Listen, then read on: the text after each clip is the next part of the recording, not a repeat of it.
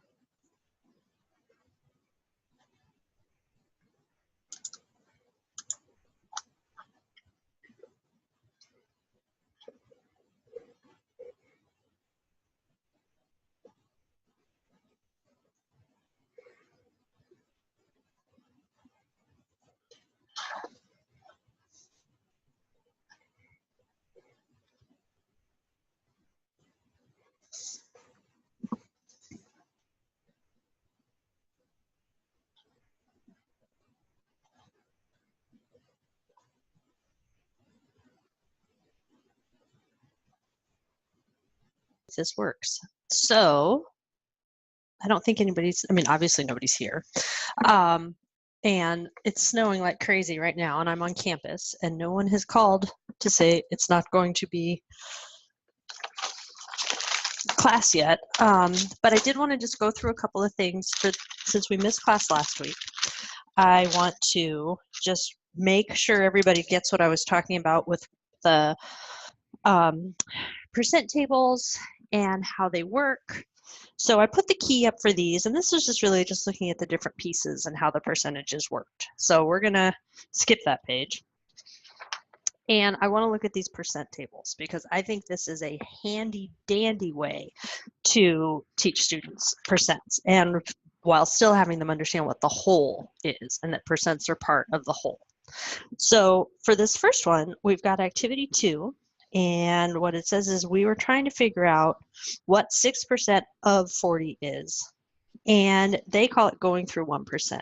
And it's just a really quick way for students to do the math in their head. So if you know that 100% is 40, then you can find 10% by dividing by 10 and you get 4. You can find 1% by dividing again by 10 to get 0.4. And of course, you can bounce your decimals too, right? That's okay. So if I have 40 and I bounce my decimal one place, I end up with 4. If I've got 4 and bounce my decimal one place, I've got 0.4. So then once you've got the 1%, it's really easy to find 6% because you just multiply 1% times 6 and you get the 6% value. And super easy. The other thing you can always do is find different values. So if instead of finding this 10%, which was 4, you could find 5%, right? Which is half of 10%.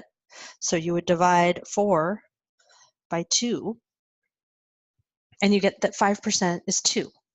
So once you have 5% and you already have 1%, well, then it's even faster to find out that the answer for 6% is 2.4. So that's how these work, and they're super nifty, and I enjoy them, obviously. So let's just do this next one here that has the picture, and then I think we'll be okay. You guys, unless you have any questions, we'll talk about it. Okay, so the percent table says we're trying to find 95% of 80,000. And so we're first going to find 10%, which is 8,000. 5% is 4,000, because we're just going to divide by, so this we divided by 10, this we'll divide by 2 to get half. And then to figure out what 95 is, we can do two things. We can take 100% and subtract 5%, So 80,000 minus 4,000.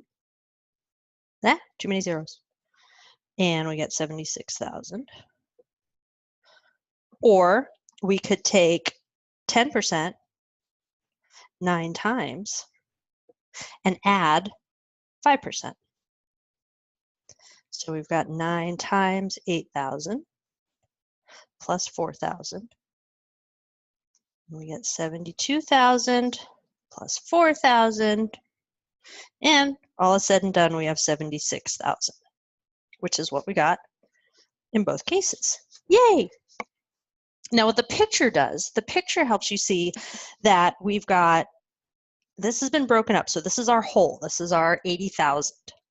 And it's been broken into pieces, 10 different pieces and a half, which represent the 10%. So each one of these is 10%. And we know that 10% is 8,000. And so we can list them all in here. Doodly doodly doo. And this is fun. Whoops. Getting carried away. And then we have half, which is the 5%.